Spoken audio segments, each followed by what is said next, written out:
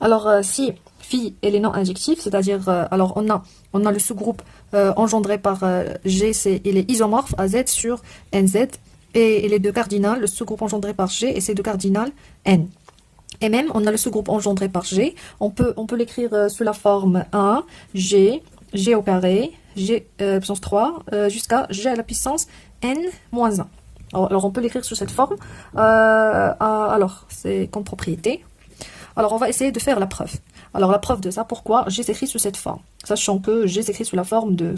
On a déjà que le sous-groupe engendré par G, c'est 0. Ici, c'est 1 parce que l'unité, c'est 1. On a G, G au carré, G au cube. Ici, on a G-1, G-2, etc. Alors, le défi, c'est de supprimer tout ça et reste le même G. Alors, on va essayer de montrer les deux inclusions. Alors, on a un G, G au carré, alors jusqu'à Gn-1, elle est inclue dans ce groupe engendré par G. Parce que ce sont des multiples de G, alors ce sont des puissances de G, alors c'est inclus dans G. Très bien. Alors il ne reste que l'autre inclusion. Alors, pour l'autre inclusion, montrons que le sous-groupe engendré par G inclut dans 1 G, G au carré, jusqu'à Gn-1. Alors, on va prendre un élément de G. Alors, soit X appartient au sous-groupe engendré par G. Alors, il existe A appartient à Z, positif ou bien négatif, parce que c'est tout ça, tel que X égale à G à la puissance A. Alors, qu'est-ce qu'on va faire? On va essayer de faire la division euclidienne de A par N. Alors, en faisant la division euclidienne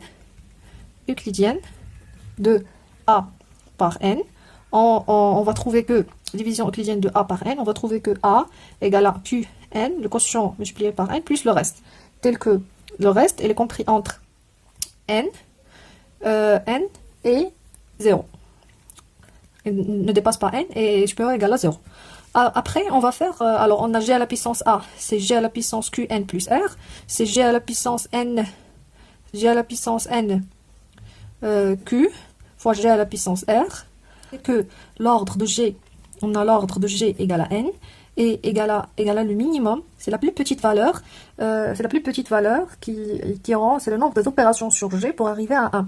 Alors c'est le minimum des K appartiennent à N étoiles, tel que G à la puissance K égale à 1. Alors la plus petite valeur pour que un multiple de, pour que une puissance de G soit égale à 1, c'est l'ordre de G, c'est N.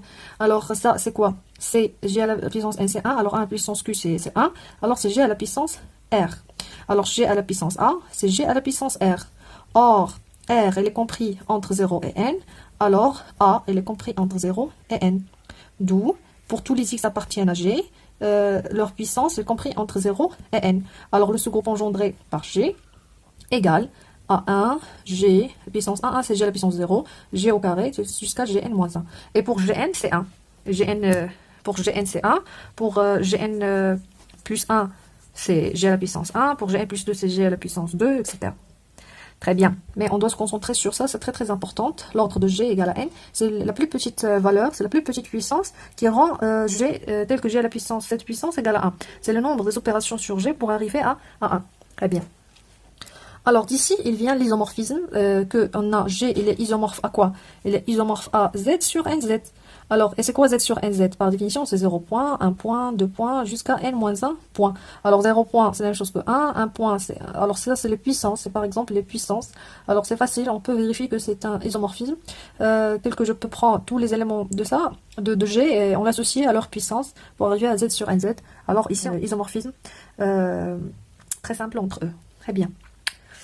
J'ai un groupe fini d'ordre n, c'est-à-dire le cardinal de G est égal à n, alors, quel que soit x appartient à G, on a x à la puissance n égale à e. Non, on a l'ordre de G est fini. Alors, l'ordre de x est aussi fini. Et on a l'ordre de x, on veut le poser égal à m. Or, si je prends le sous-groupe engendré par G, par X, alors son cardinal ici, c'est quoi? D'après ce qu'on a vu, alors le cardinal du sous-groupe engendré par G, c'est l'ordre de X. C'est la même chose. Alors c'est égal à l'ordre de X. Égal à quoi? C'est égal à M. Or, d'après le théorème de Lagrange, il dit quoi? Il dit que si j'ai un groupe fini, très important qu'il soit fini, d'ordre N, et si j'ai un sous-groupe de G d'ordre M, alors j'ai le cardinal de ce groupe engendré par X divise le cardinal de G, c'est-à-dire M divise N. Alors, il existe un certain cas tel que N égale à Km. Alors, on a X à la puissance N, c'est X à la puissance Km. C'est X à la puissance M, le tout à la puissance K. X à la puissance M égale à E, parce que M c'est l'ordre de X à la puissance K est égal à E. Alors, X à la puissance N égale à E. On a quoi? On a X à la puissance l'ordre de G égale à E. C'est-à-dire que, quel que soit X appartienne à G d'ordre fini, on a X à la puissance l'ordre de G, un groupe d'ordre premier, d'ordre P, tel que, c'est-à-dire l'ordre de G égale à P, le quotient cardinal égale à P, et P c'est un nombre premier. Alors, montrons que G est cyclique, c'est-à-dire il est engendré par un certain, il est engendré par un élément de G. Alors, réponse, bien preuve. Alors, qu'est-ce qu'on va voir? Qu'est-ce qu'on va prendre? Alors, soit X appartient à G, un élément de G. On a G est d'ordre P et d'ordre fini. Alors, X elle est aussi d'ordre fini. Alors, je vais prendre X appartient à G tel que X est différent de E. Et par X, l'ordre du sous-groupe engendré par X, il divise l'ordre de G, d'après le théorème de Lagrange. C'est-à-dire, le sous-groupe, le cardinal sous-groupe engendré par G divise P, et on a P et les premiers. Et on sait qu'un nombre premier, il admet deux diviseurs, soit 1, soit lui-même.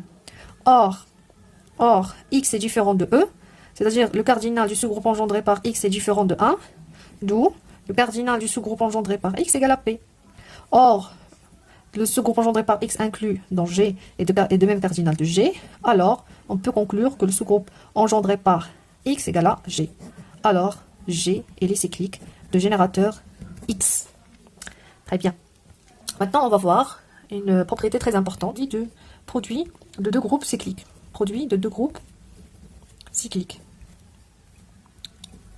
Alors, si je prends G croix un groupe cyclique, un groupe cyclique fini, c'est-à-dire tel que l'ordre de G égale à P, et je prends H croix un groupe cyclique fini, tel que son cardinal c'est Q, tel que P est premier à bien entre eux. Alors, G croix H, c'est un groupe cyclique. Quand G, H appartient à G croix H, alors on a ici l'ordre de G croix H, on a le plus petit entier qui rend GH égale à 1, c'est quoi? C'est puissance K, H à la puissance K égale à 1. Alors si je prends K, c'est quoi? C'est le PPCM entre P et Q. Le plus petit multiple commun entre P et Q. Alors il fait l'affaire. Or P est le premier avec Q. Alors le PPCM entre P et Q, c'est P croix Q. Alors ici, on a G croix H, c'est un sous-groupe tel que ces éléments, l'ordre de ces éléments s'écrit sous la forme d'ordre P croix Q. Alors son cardinal c'est P croix Q. Il est engendré par G à la puissance K, H à la puissance K. Alors il est cyclique. J'espère que vous avez compris ce que j'ai dit. Sinon, essayez de le faire, essayez de le montrer tout seul, c'est facile à vérifier. Très bien. Compris, ça veut dire quoi? Un groupe cyclique est l'ordre d'un élément et la relation entre eux. Si vous avez des questions, n'hésitez pas à me contacter. La prochaine séance, on va se concentrer sur des exercices.